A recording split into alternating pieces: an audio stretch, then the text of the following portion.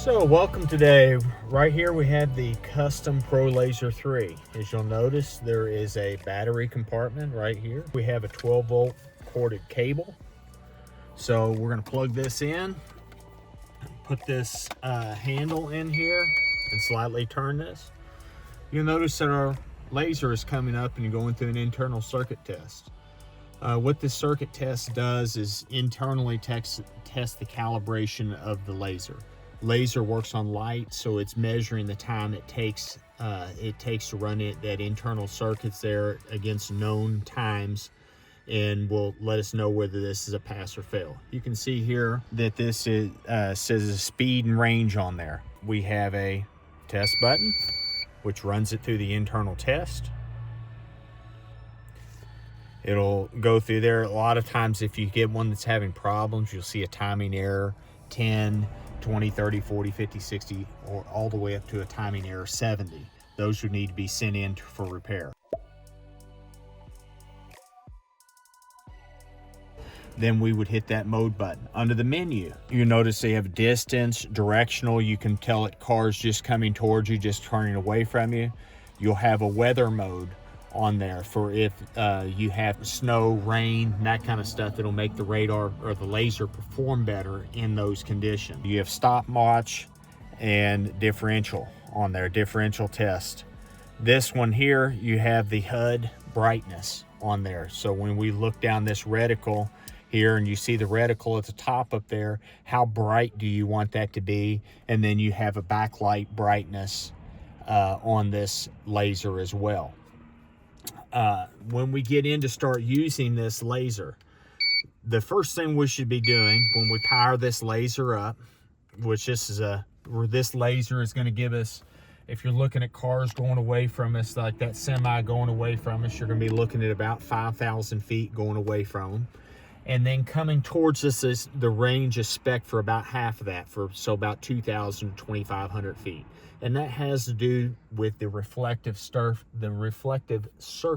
on the back of the semi versus the reflective surface on the front of them. The vehicles are made to be more aerodynamic on the front, so that deflects more of the laser beam off the front of the vehicle. So we're always going to get better range on the rear of a vehicle. So we are spec'd for more range on the back of one of these vehicles than on the front of these vehicles. As with any of these lasers, you need to be able to visually assess whether someone is speeding, and then use the laser or radar as a verification of your visual observation of speed. These lasers are like a precision rifle. The radar shoots out a 10-degree beam width. So which means that you're pointing this thing out there at that semi, and you could cover 2 or 3 semis wide with how wide the beam width is. The laser is 1 degree beam width. So when I'm at 1,000 feet, my beam width is only 10 feet. So I need to be pointing at vehicles on the front of these things, pointing at the bumper, down around the engine compartment, because that's the most reflective surface on that vehicle. And I need to be holding this thing really steady. If I'm moving this thing all around, I'm jumping from the bumper to the front grille to the front windshield. And so since it's bouncing around everywhere, I'm not going to pick up a speed. I'm going to get significantly poor range out of this. These lasers all work off of, this is sending out around 200 pulses per second. And each pulse has to come back with the same speed for the laser to place up a speed. Also on these lasers, 97% of those have to be the same. This laser works off of sending a beam of light out, hitting off of that bumper and coming back. And this laser basically measures how long it takes light to travel in between there. So how long does it take to hit that, and then it comes back, and then it prepares it to the next time. So if it says this car is 1,500 feet away, and then a second later it's 1,450 feet away, then it just measures how long did it take between those two measurements and determines the vehicle's speed. Well, if I'm hitting off the bumper one time and then off the top of the car That's what's messing with it. You have to be on the same surface each time, which hence you have to hold this thing still. As with most lasers, this does not work through shooting through windshields or glass. Glass will reflect the light, not reflect it, will refract it and cause it to be dispersed instead of traveling out and hitting that back of that semi that you see out there in the distance and coming back. So now that we're in this thing, as you notice, you may have seen on the screen, the thing said sleeping. After a couple minutes, this will go into a sleeping mode where it the powers off the timing circuits in here and that kind of stuff. And what you need to do is just pull the trigger, and then that will pull it out of there. Okay, so right now we're going to start shooting some speeds on this thing. I'm going to put this thing in the speed and range mode. So when we shoot these vehicles, we're going to wait, and as we get one of these vehicles come up over the horizon here, we're going to go ahead and we'll put, actually we got a car going right there.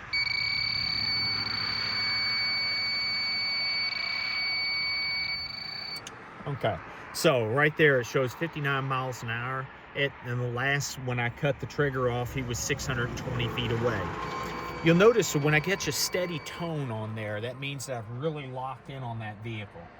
And when when the audio starts sketching out on there and you start hear it crackling and popping like that, it means that I need to move more towards the center of the vehicle, or maybe I'm moving this reticle around and it's not getting the same amount of speed, the exact same speed in every single time. Because remember, it's got to have 97 of the 100 be the same speed before it's going to display a speed in this thing. So now let's look at this white truck here. So 54 miles an hour, and when he passed us, he was 119 feet. So it gives you good, as the operator, it gives you a good thing if you got 54 miles an hour speed, and then you also have 119 feet. 119 feet on there is how far away those vehicle is. That was a security guard. Burnham Ranger came by, decided to watch what we were doing there. Okay, so now let's see what I can get here on this stretch here.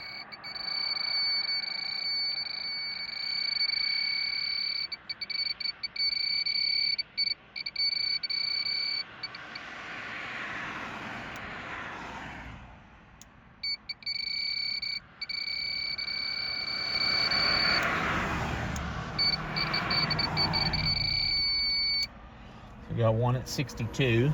So this semi we have going back, we're going to see how far we can get on there. It looks like about 3,000 feet.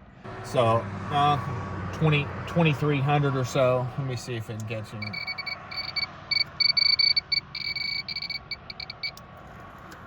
Let's see.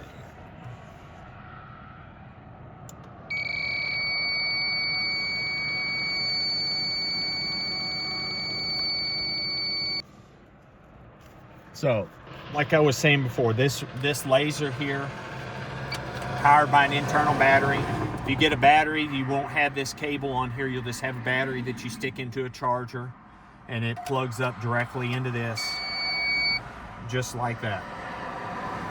This is an excellent, I'm gonna roll this window up so y'all can hear a little bit better. This is an excellent laser to purchase. It's Pro Laser 3. I think we sell them for $14.95 right now. Like I said, it's an excellent thing. You can use it in all 50 states. It's been probably 20, 25 years of being used over the road. The best thing about a laser over a radar is a laser, you're actually putting a dot on a specific car. There's no subjectivity to who you're picking out. I'm picking out that vehicle going right there, that semi, and coming up with a speed. And that's my speed. That's what he was going. When you start dealing with radar, is more we're clocking every car going, and there's a lot more subjectivity as an officer to what you're doing out there. This thing has been a mainstay in laser for 20, 25 years. There's been no telling how many tickets have been written off of this. When we're powering this up, we talked earlier about this, but you'll notice it says timing error pass. Okay, most of the time when you have a problem with this laser, you're going to run into a timing error. You'll run into low voltage errors, which is due to the batteries not holding their charge, and so the voltage isn't high enough. You can get a timing error off of just low voltage, so it'll say low voltage, or you'll see this laser say help. All of those issues outside of replacing a battery can be fixed by sending it to us. We are a factory service center. We're a service center for all the laser and radar manufacturers that are out there inside of the United States. Me personally, I've been doing this for 30 years. I've been to every single factory. I'm FCC licensed. I've been to every factory and been trained on their equipment and all of that stuff. So if you don't have a second battery to try on here, try a corded handle on here and see if it'll go through and pass. If it passes, then you know, hey, I've got a battery issue. If it's still showing a timing error, then it would be something need to be sent in to us. What the self-test does is it'll send through a set speed and how fast that should go through the timing circuits, and they have redundant timing circuits in there, and if both of those timing circuits don't match up exactly, then you'll get a timing error. In this laser in particular, they're stepping 12 volts up to over 300 volts inside of this laser, and they're using that to run the laser bench and then dummying the voltage back down on the other side. So there's a lot of timing and voltage and stuff in there that has to be perfect for this laser to work correctly. The biggest problem we see is these lasers have been dropped and the sight is out of alignment. There's no way that you can fix that on your own, but you can check the sight alignment every day. And so what you do is you get a post or a sign at a known distance. And so a lot of police departments we see will have a dot painted on the driveway, and here it's 200 feet to this post and 75 feet to that post. They will swipe this thing going left and right and up and down to make sure that that is picking up the post and that the speed changes from what's behind the post to the post each time. And what they're doing is they're making sure that sight's aligned perfectly. If the sight is not aligned perfectly, what you may be thinking you're hitting the front bumper of that car, but your sight's off enough you're hitting the bumper of the next car. And so that's really the single biggest thing. Does this pass the internal circuit test? And then also, is your sight aligned on your laser? Those are going to be the two things that you need to check. If those things are good, then the only other thing you have to worry about is, depending on your state or your locality, to make sure that your laser is calibrated once a year. Some states are every 6 months or 3 months, but pretty much around the United States, it's once per year.